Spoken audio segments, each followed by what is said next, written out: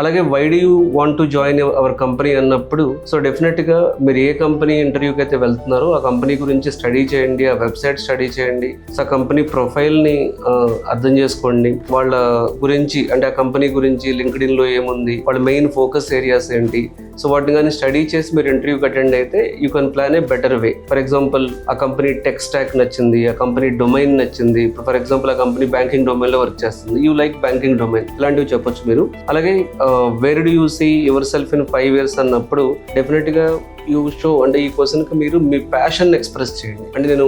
I wanted to dominate in tech, I wanted to be very complete advanced certifications in the tech side and I wanted to become a like complete end to end product developer kind of a thing. So అంటే